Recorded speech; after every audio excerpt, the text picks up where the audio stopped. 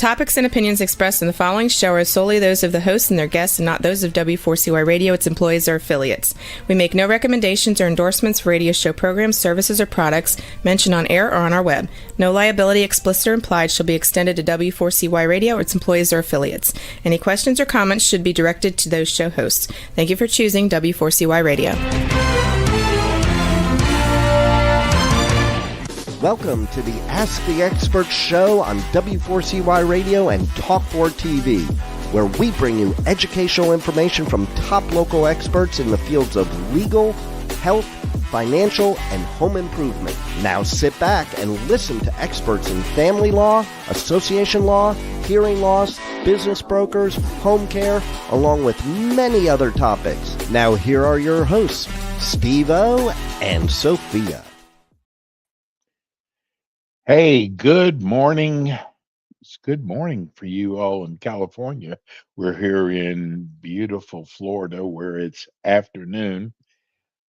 Welcome to the Ask the Expert show. 16 years of bringing on the top experts in the U.S. in the areas of legal, health, financial, and home improvement. For our first 10 years, we did this show on radio in about 25 markets. And now it is so much easier. We found the most exciting production company. We're on probably 70 to 80 platforms, all the top platforms.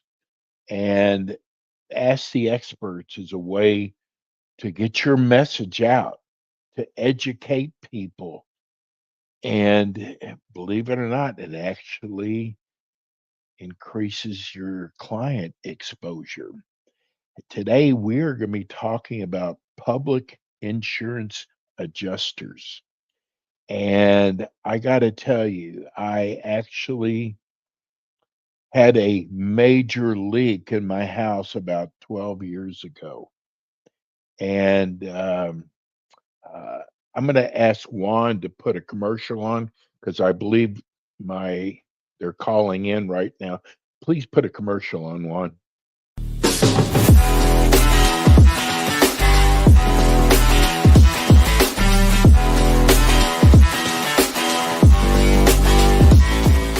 K. Bender Rembaum is a full-service community association law firm dedicated to the representation of community associations throughout Florida. On kbrlegal.com, you can learn more about their offices in Pompano Beach, Palm Beach Gardens, Orlando, Tampa, as well as throughout Miami-Dade by appointment. Several K. Bender Rembaum attorneys are board-certified specialists in condominium and plan development law and assist clients with all matters of community association legal issues while keeping them up to date on new developments that affect their associations. K. Bender Rembaum is also a well-known provider of free legal education for managers and board members. Contact K. Bender Rembaum today by calling 800-974-0680. That's 800-974-0680 to reach any of their locations. You can also visit them online at kbrlegal.com or write to them at info@kbrlegal.com. And we are back with the Ask the Expert show on W4CY Radio and Talk4 TV with your hosts, Steve-O, Sophia, and their expert guests. Hey, I'm sorry about that. We do a live show. Most of the shows are pre-recorded and they don't have the problems you do when it's a live show. But you know what? I've even seen CNN and Fox freeze up before. It happens. Anyway, our great guests are with us, both Robert Crown and Joseph Fernandez of Crown Adjusting. It's good morning to you guys, but it's good afternoon to us here in Florida. Let's see. There they are. Okay. We are set. Good morning, guys. Good morning. Good morning, Steve. Hey, Steve-O. Hey, this is tough for me to go good morning when I'm like at 2:07 here on the East Coast, and your show covers most of the western part of the United States. So most of your people are on Pacific Standard Time. But hey, welcome. I'm glad you're here. I was just getting ready to tell people how important a public adjuster is. And I know for a fact because I tried to do one my home 12 years ago without a public adjuster. And finally, a friend of mine told me, he said, "Why don't you get a public adjuster?" I had no idea what a public adjuster is, but we're finding out that even here's 12 years down the road, and there's still so many people who don't know what a public adjuster. So, first of all, I want you both because I don't know if you saw the numbers for the last 2 months, but your show has really caught on fire. Let's reintroduce you guys. Let's start off with you, Robert. How do you do, folks? Robert Crown. I'm a licensed public adjuster here in California. We also practice in other states, but that's by individual license.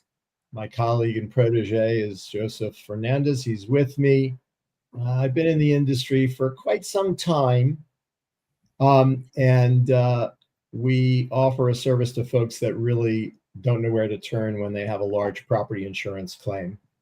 Our goal in any case, whether it's a small claim or a large claim, is to provide knowledge and expertise in the area of first-party property claims, how you begin to put it together, how you deal with your insurance company, and how to position yourself not to have a knockdown, drag-out fight from day one. And people hire us for that very same reason. Thank you. Okay, Joseph. Hi, so my name is Joseph Fernandez. I'm also a licensed public insurance adjuster. I've been with Robert now going on almost about 3 years. And, one of the things that we are very impassioned and motivated in doing is representing and advocating for clients who have no other place to turn and trying to adjust their claims where they're in a place where they don't have the knowledge, the expertise, or the know-how to get to the finish line. So we're there to act as an advocate, a fierce, strong advocate on their behalf, and also, serve as someone who has the knowledge and expertise to negotiate their claim with the insurance company in hopes of settling the claim at a satisfactory amount where there's more than enough money to do the work for the contractor that they're hiring and also cover what our services are charging. So we're tasked with a very difficult job, but we have a lot of success because we put our clients first and foremost. And we have a lot of very strategic manners in how we do our work. So it's a pleasure to be here, and we're happy to be talking about what we do. Exactly. I got to tell you, and this does not hold true for every claim that goes in, but the insurance company, this is 12 years ago, offered me $36,000. And I got to tell you, I would have taken it. I would have said, well, I'm not happy with it, but I guess that's it.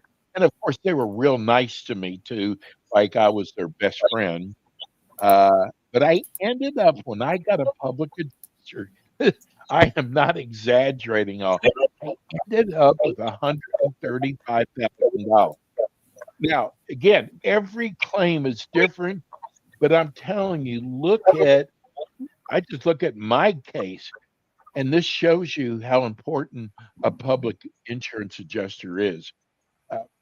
Robert, I don't know if people don't even know how you even charge. They come into your office, they sign up with you. They don't have to write a check, do they? No, but it's important they understand how we work.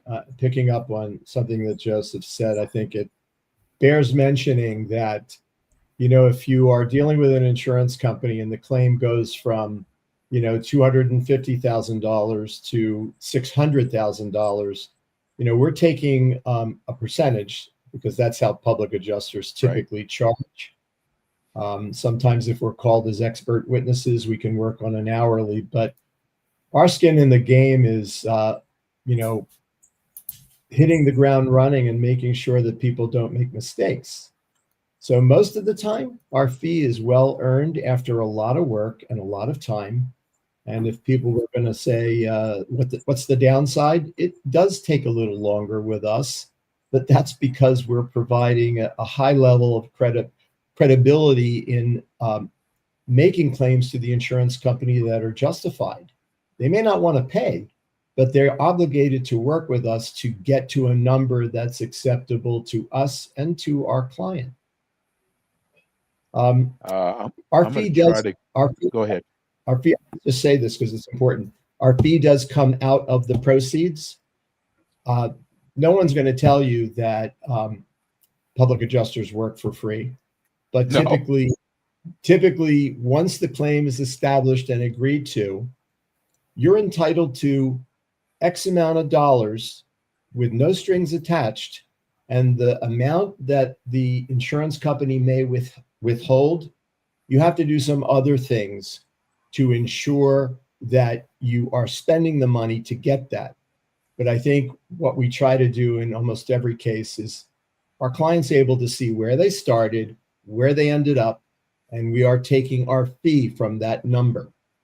We never tell people that we can't guarantee people that we're not going to cost them money. But when you see a claim go up by 300%, our clients are pretty much of the same mind we are. We did a hell of a job. Joseph, what does the policyholder need to be aware of when they are considering filing a claim? If they have like a loss, large or small, is there one thing they should consider prior to filing the claim? Well, every claim is different. In the case of the type of loss that you experience, the type of policy you have, the type of adjuster you're going to have.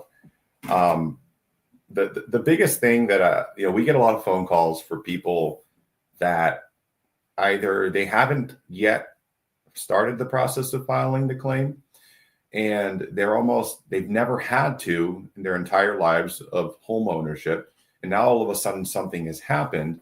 And when something like that new presents itself into someone's lives, they kind of get into this place where they don't want to make a decision because they're worried of the repercussions they might face either from the insurance company or really just by the insurance company due to the nature of California, where a lot of insurance companies are canceling and not writing policies due to all the issues that we've been having due to wildfires and such. So some of the things that are important for someone to consider is you need to figure how much of your property was affected by that loss. One of the ways you can do that is by getting a contractor's estimate completely independent of the insurance company, so that contractor's estimate could essentially put a number in terms of damage and scope of damage into perspective. So if that's something that breaches your deductible of, say, $5,000 or $2,500, and at that point, it's probably worth pursuing and filing a claim because it's much, much higher than that threshold of your $25,000 or $5,000 deductible. Because if not, you're going to have to come out of pocket, which you have insurance so that you don't have to do that.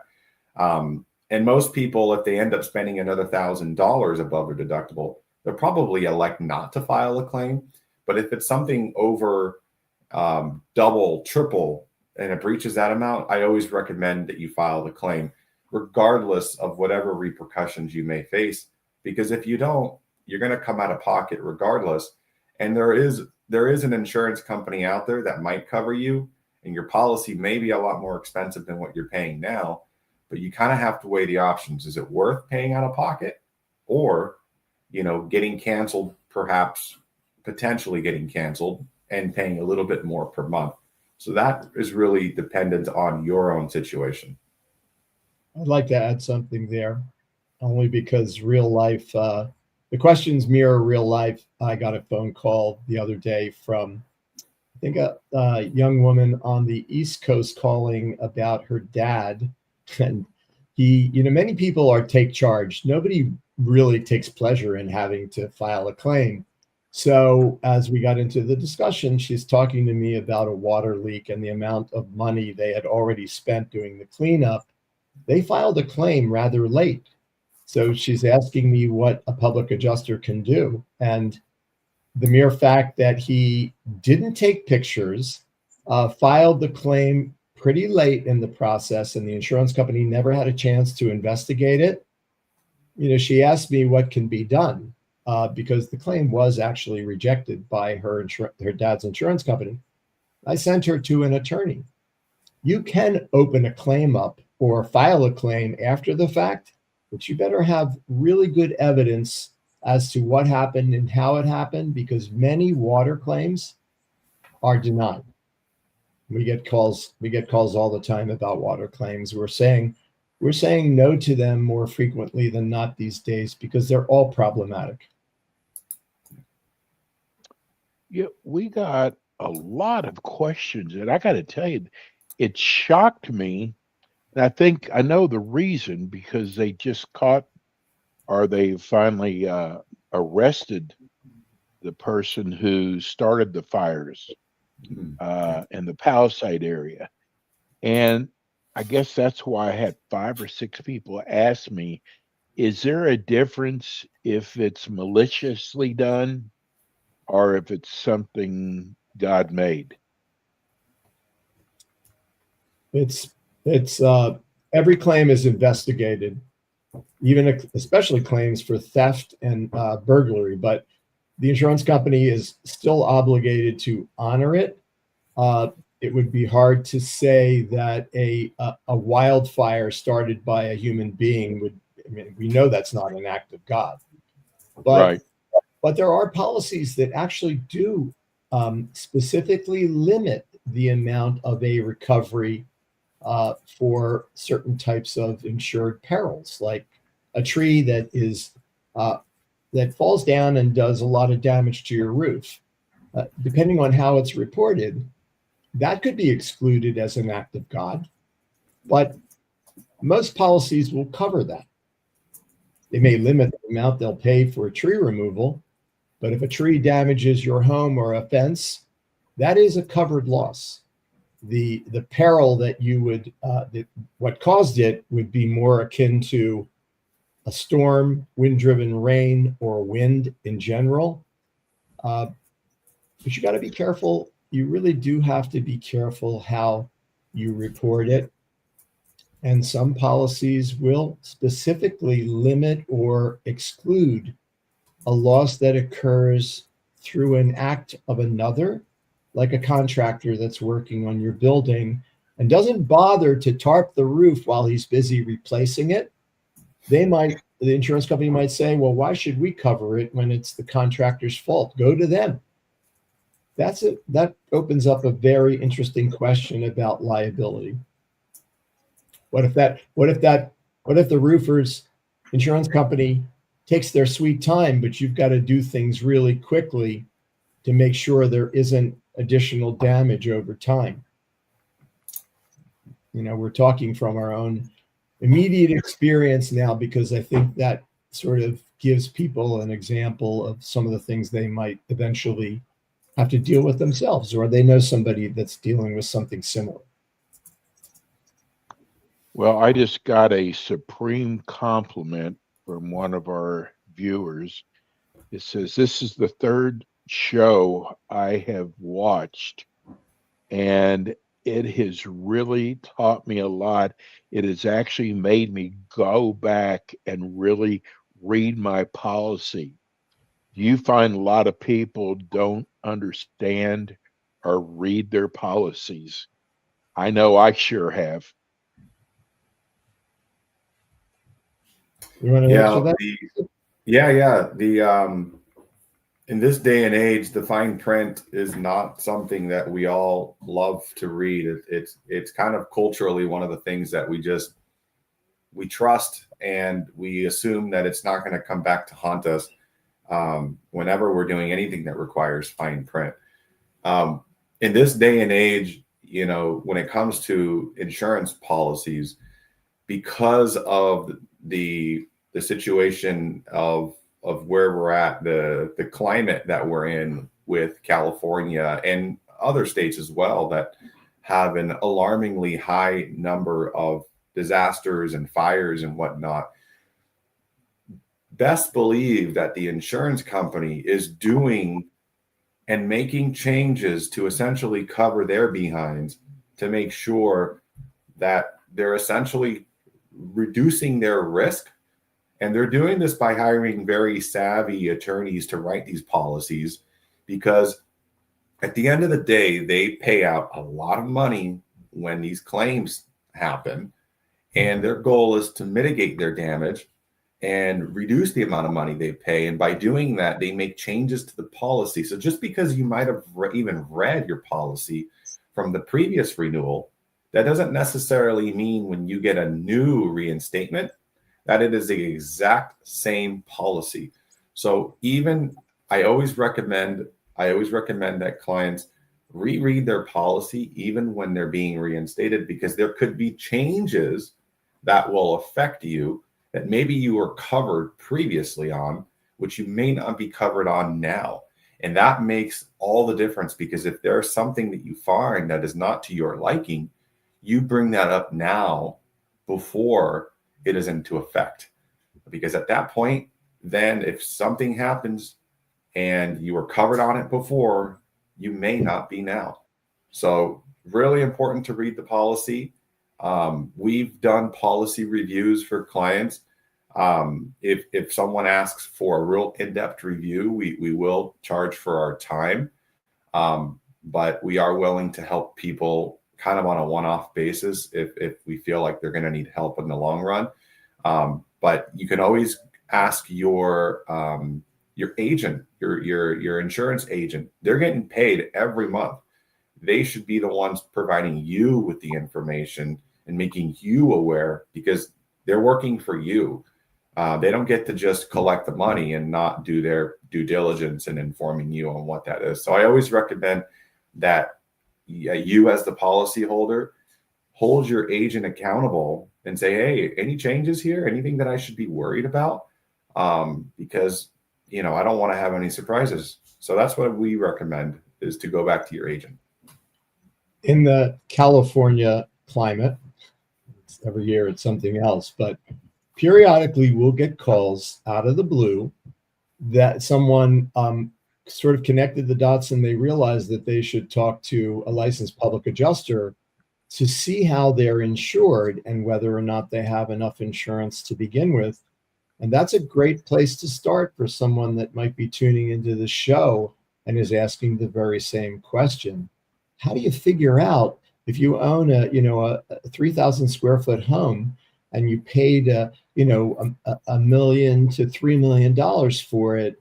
You certainly want to make sure that you have a decent amount of coverage, or more coverage than you need, but that is the exception.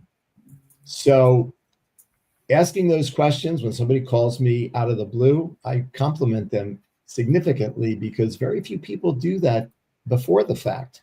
Yep. And just because the agent tells you, over the phone that, oh, you're fine, you need to understand how the policy limits were designed, whether you have extensions of coverage for code and ordinance that would increase the cost to replace it, or whether you have something buried in the language of the policy that doesn't allow you to collect dollar for dollar because you have a condition in the policy called coinsurance that requires that you spend X amount of dollars for the amount of coverage that you have. When people find out that they have this language in their policy, they ask me, I wasn't aware of coinsurance. And all I can say to them, because I don't know that it's necessarily a conspiracy, But the insurance companies do not want to be shouldered with a $2 to $3 million risk. So they might put that in the policy anyway, because otherwise they're not going to write the policy at all. So knowing about that in terms of whether or not you would have the ability to have that part of the coverage changed, you've got to know it, before a loss occurs to see if that's something that can be handled responsibly, either by you buying more insurance or asking for an endorsement that would waive that condition. It's a policy contract, and we're not attorneys, but we have been schooled on how to understand the coverage and how to advocate for our client and point them in the right direction when there are problems that occurred through no fault of their own. We got a text from Santa Fe, New Mexico. I'm really enjoying your show. I want to know, how come insurance companies don't cover termites? The companies that don't cover termites must have never had a problem because they do major damage to your home. I think termite is an exclusion. Vermin and insects tends to be an exclusion on most policies. And again, that's kind of ringing true back to our previous portion is understand your exclusions really well, especially when if you're going and you're buying a new home and you might have some indication that you might have termite damage and you're like, oh, well, it's okay, I'm going to get insurance and it's going to cover it.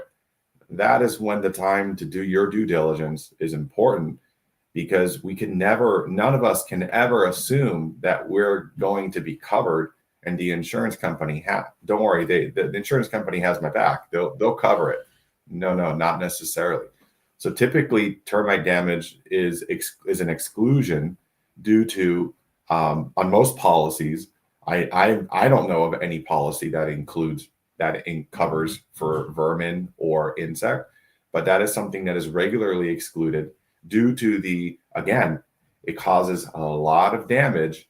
And so that a lot of damage equals a lot of dollars. So I'm not sure at some point it was ever included, and Robert can speak to that. But I can address that. I don't have the perfect answer, but I would say this. When you think in terms of mold, which is something that occurs after you have major water damage, most policies have limitations for mold. And then when you get into a tricky situation where you want to be insured for just about anything, there are some policies with, the much more expensive insurance companies that provide what's called a difference in conditions, which is a broader type of coverage. I'm not an expert in this, but some of those difference in conditions policies cover everything. And there are even some out there, very small, it's like a minority of them, that have extended replacement costs that don't actually have a limit. They're very rare. And up until 1992, you could find them with many major insurance companies, guaranteed replacement costs. After the first major firestorm in California, which was in 1991, we ran across many policies that had unlimited coverage. And so a lot of those folks, some of them handled their claims on their own. Some of them used public adjusters, but all of them ended up collecting more than their stated limit because of that endorsement that provided 100% bump or increased. And in some cases, they didn't even have a limit. So, but those policies are gone. In terms of how to insure for that policies, we frequently, I love talking to people to try to help them. It's what we call paying it forward in our line of work. And a lot of our competitors don't do what we do because, they're busy hustling new business. I'm not saying that's bad. you've got to be paid for what you do, but you can give people a lot of guidance and direction while they're sort of struggling to figure out what they should do next. And in terms of answering your question, I would just say you have to know how to navigate it. In the case where an insurance company drags their feet and they say, well, we don't cover mold. And then as you get into the weeds, you find out that because the insurance company was not giving the policyholder any advice whatsoever, they ended up waiting a long time, long enough for mold to grow. Or you find out a little further in that the insurance company brought out another consultant to verify what the consumer had already been told by a water damage specialist. When we're involved and they delay in approving this mitigation that has to happen in a timely manner, we document it. And we don't want to, we're not going to cave on a position they take with regard to mold when their own responsibility, which would have been to advise the consumer on what they needed to do, instead of second guess them and bring out a third party specialist who's not even a contractor, who says this doesn't need to be done. In the guise of the insurance company's goals, they don't want to do more than is necessary, but the adjuster behind the desk who's telling them, well, we're not going to pay for that because it doesn't need to be done. I would ask that same adjuster, are you a water damage specialist? Have you even come out to look at the damage? We established that. And that opens up the issue of the insurance company's own participation in creating the conditions for a consumer to be hurt financially by that insurance company and their representatives' behavior. Here's a text from Herb in Brentwood, California. I have watched many shows on public adjusting, and I must tell you, you have the best show. This has got to be a cousin of yours. It has to be. Anyway, what I would like to know, because what I understand now is you never know when an emergency is going to happen. Can one of you walk me through what happens if I have an emergency, say flooding?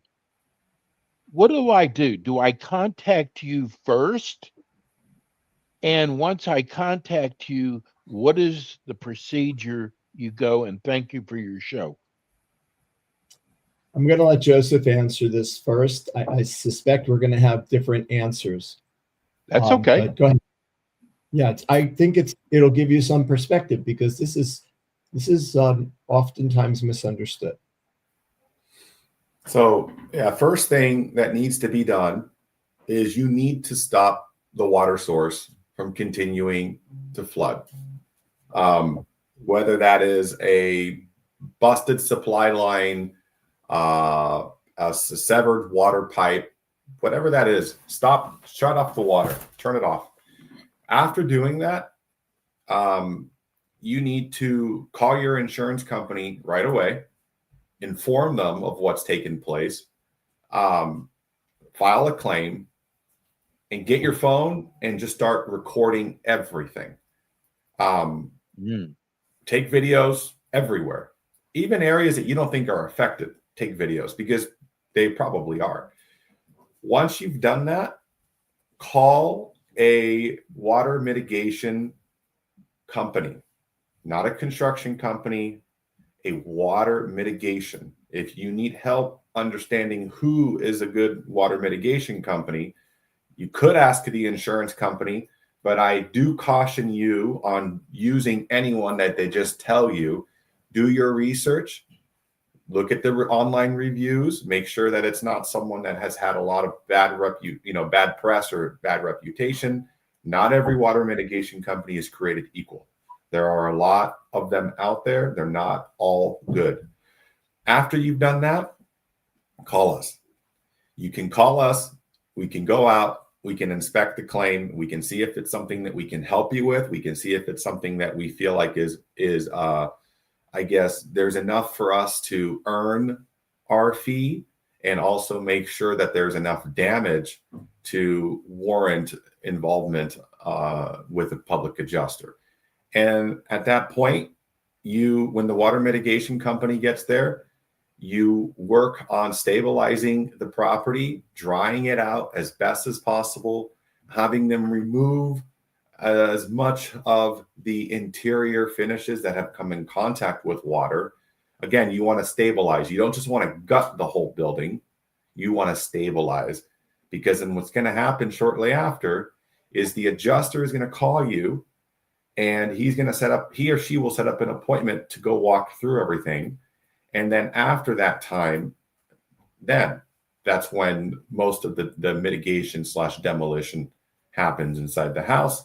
And if you had already retained a public adjuster by that point in time, we would have been there with you to walk the loss with the adjuster to ensure that your needs are put and your interests are put at the forefront, so that the adjuster doesn't have the opportunity to downplay the damages and say, it's just the flooring. Well, no, the walls are affected too. No, it's just the flooring. We're going to remove the flooring and we'll save the baseboards. They can be saved.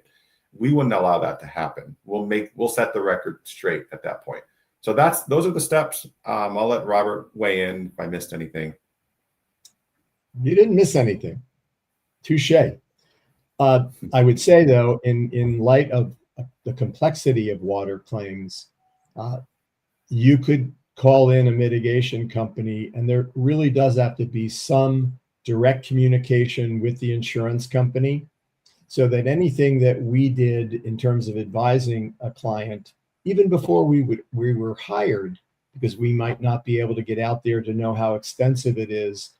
That's why what Joseph suggested is really critical: taking videos, taking pictures. A mitigation company that might come through a recommendation, we tell them to, if they have a thermal camera or they have a moisture meter, they would literally test all the walls that are wet. They would put some painter's tape, 2-inch painter tape on that area to outline where those sheetrock finishes or any finishes are still wet. Because at some point in time, an insurance company that does nothing, is the policyholder jeopardizing themselves by not getting these things done? And the simple answer to that question is yes. But it's also really important that there's a buy-in by the insurance company. So if we're not going to be out there anytime soon, I just tell clients, if you feel that the person that's out there on behalf of the water mitigation company is reputable, then they won't mind you putting on their authorization, their work authorization, subject to the insurance company's approval. And if they're that confident that what they're doing will be approved by the insurance company, let them do it. But if you don't get that done and the amount of work that they do is disputed, they're not going to go away and not get paid. They're going to ask you to pay them privately. Here's somebody who's opening up a new business in Beverly Hills, wants to know, I have an art gallery and I'm really worried after listening to your show that I am covered properly, because many times the artwork is bought and new artwork is brought in. How would you suggest we're covered, especially for leaks? That's a great question. If we're talking about consignment artwork that's brought in by the painters themselves, they're going to want you to be properly covered for the value of their art. And that might be what the gallery owner pays for it. So there's got to be, it's almost like going to a dry cleaner. They have what's called a bill of lading. At any point in time, they have general insurance for the amount of clothing that is brought in to be processed. Any kind of insurance policy will have these uh, stipulations or fine print. And I don't know that the owner of that commercial space in Beverly Hills, I mean, if it's, if we're talking about very high end real estate, um, high rent, it's very likely that that landlord has a policy that is comprehensive for the conditions of water. I guess for the purposes of the multi-million dollar real estate developer as well as the homeowner, because even a large property, commercial property, those conditions and limits in that policy are much the same as they are for a homeowner. Most water leaks, if they occur and they happen slowly over time, they may not get covered. The damage that would result from a slow leak, it might be just the same as a very substantial sudden leak, but you do need to report it in a timely manner, and you do need to do what you can do to stop further damage from happening. But that person who's planning to open that gallery would talk to their own broker to make sure that regardless of the condition of the building or the landlord's responsibility for that building, that in the event of a loss, that their stock and the stock of their suppliers is covered. And most of the time it is.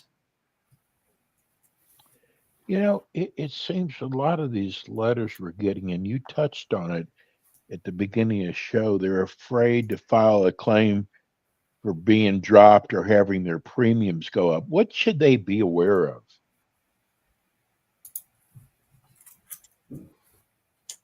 Well, they should be aware of the fact that not filing a claim could be just as problematic by virtue of the people that called me the other day. That owner is probably going to be on the hook for about $40,000 in repairs because he didn't do maybe what he should have done because he didn't want to bother. And maybe it's because most people have a pioneering attitude about taking matters into their own hands. I understand where people are coming from. I mean, I would ask someone who's really skittish, what's your deductible?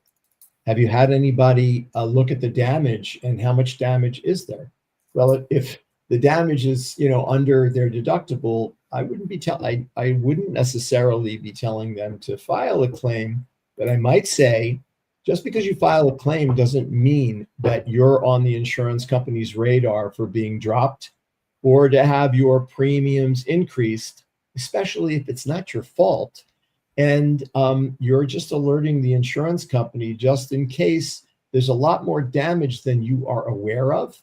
And you want to reserve the right to go through with that process of filing a claim. Whether the insurance company is going to cover it or pay it is a separate matter.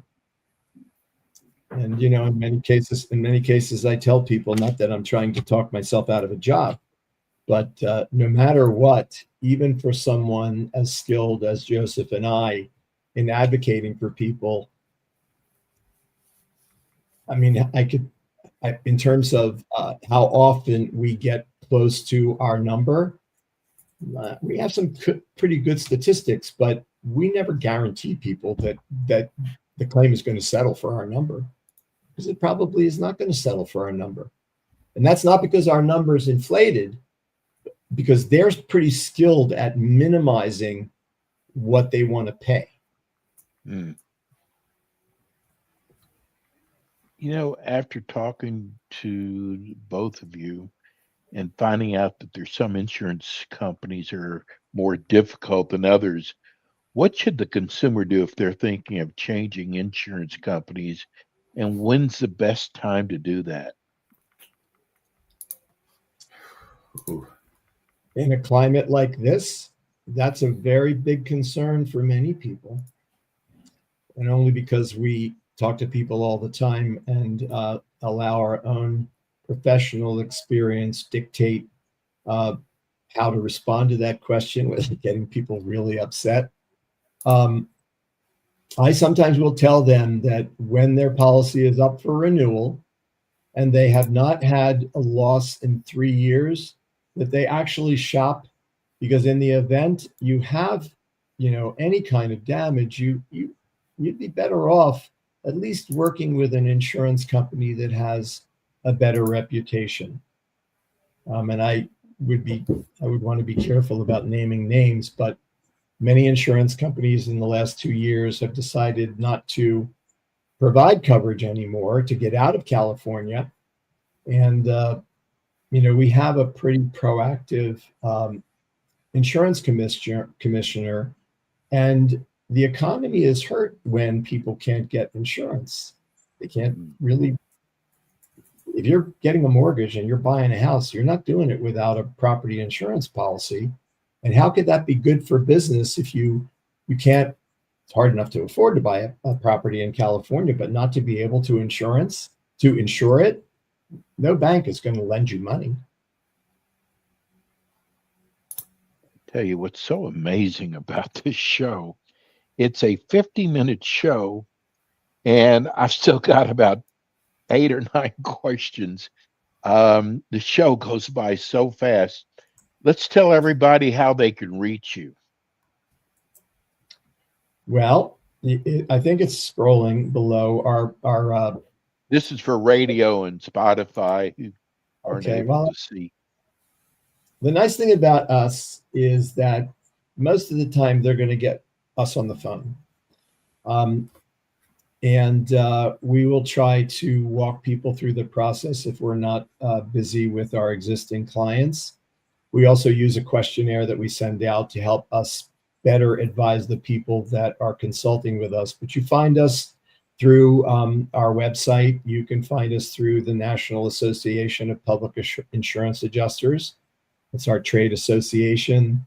And our phone numbers, as you see below, 415-999-5519, and Robert at crownadjusting.com. Joseph is at 925-361-2994. Joseph at crownadjusting.com. And we can be found through Google. So you can look at our reviews. I got to tell you, this is probably one of all of our 30 shows we do each month. This is probably one of our most complimented shows. You guys do such a great job. You'll be back again with us next month. We'll get to a lot of the questions we had today we couldn't get to. Guys, thank you so much. You always do such a great job, and we'll see you next month. Okay, thank you, Steve-O. I liked your questions today. Thank you. Thank you. You guys are great. See you next month. Take care. Be well. Thank you. Thank you all. That's Crown Adjusting. These guys are so good. They cover a huge area of the western part of the United States. So give them a call. Hey, that's going to do it for us today. We'll be back again with you next week with more Ask the Experts. Thank you, Juan. Thanks for tuning in today to the Ask the Expert show on W4CY Radio and Talk4 TV. Tune in next week and every week to hear more from our experts on personal injury, insurance, air condition repairs, estate planning, Medicare, and many other topics in the areas of legal, health, financial, and home improvement. See you next week.